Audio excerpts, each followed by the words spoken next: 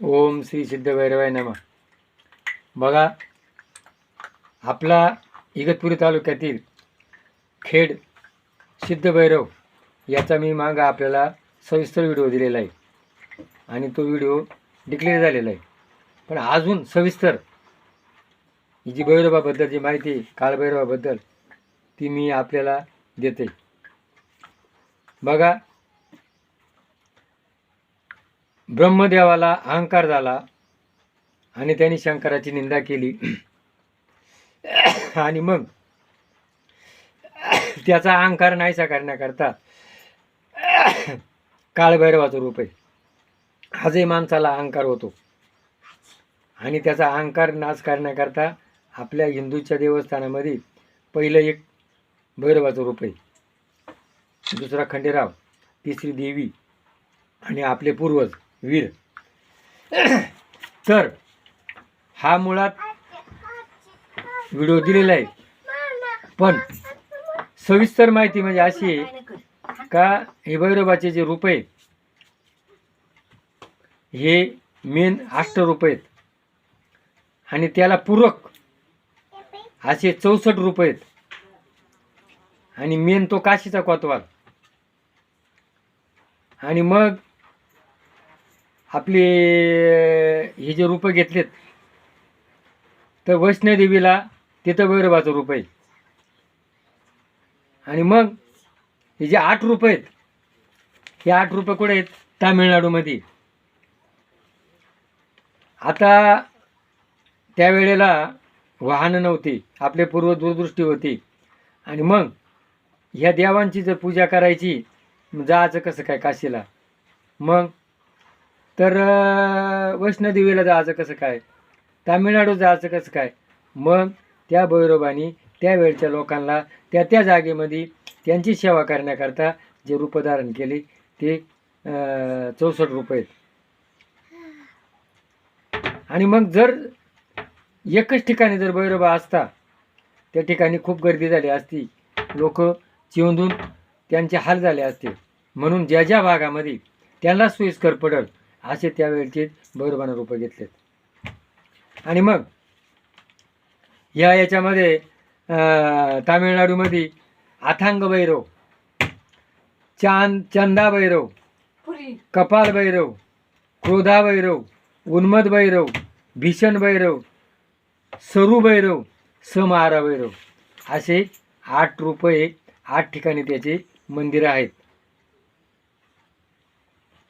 मग आपल्या महाराष्ट्रामध्ये बीड जिल्ह्यामध्ये त्याची व्हिडिओची आपलं मालिका चालू होती भैरवनाथाची. तर बीड जिल्ह्यामध्ये सोनारी गाव आहे आणि तिथं भैरवाचं मंदिर आहे.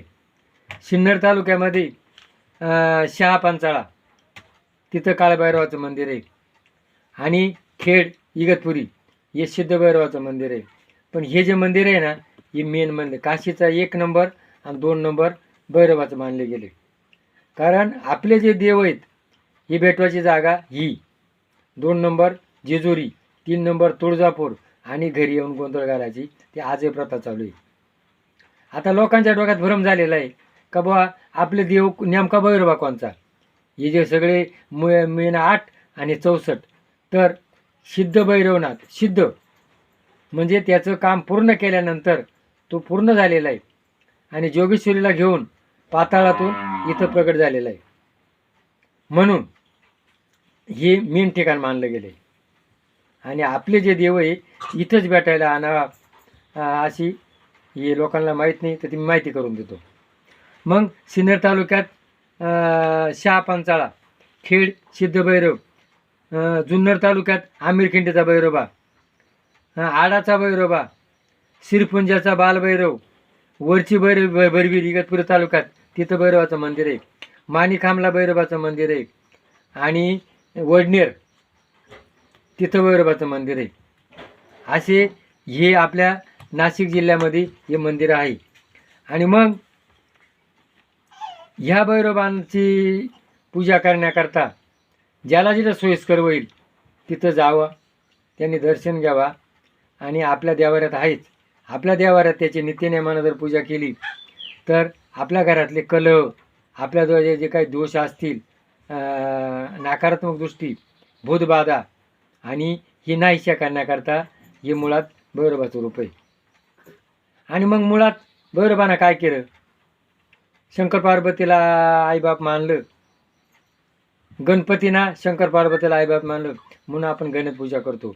आणि त्याच्या खालोखाल भैरवाची आपल्या कुटुंबामध्ये आपण वयस्कर झाले हो, आपल्या मुलाबाळांनी आपली सेवा करावी, आपल्या वृद्धाश्रमात नेऊ नये म्हणून ही मेन रूपं धरलेली आहेत.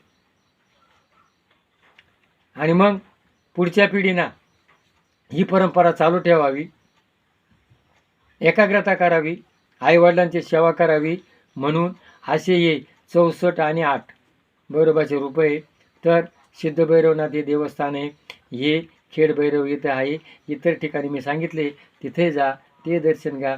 भैरवबा एकच आहे. जसं भरपूर भांडे, त्याच्यामध्ये जर बघितलं तर सूर्य दिसतो, मग तेवढ्या भांड्यात तेवढे सूर्य का? सूर्य एकच आहे. तसा भैरवबा एकच आहे, त्याचे रूपं अनेक आहेत.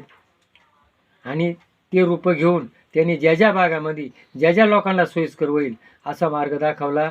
आणि मग ज्याला जसं सोयीचं होईल त्यांनी त्या ठिकाणी जावा आणि ते दर्शन घ्यावा. आणि आपल्या कुटुंबाची व्यवस्थित चालण्याकरता, त्यांनी आपलं जीवन सुखी होण्याकरता त्या देवाचं दर्शन घ्यावा. आणि जय भैरवनाथ महाराज की जय.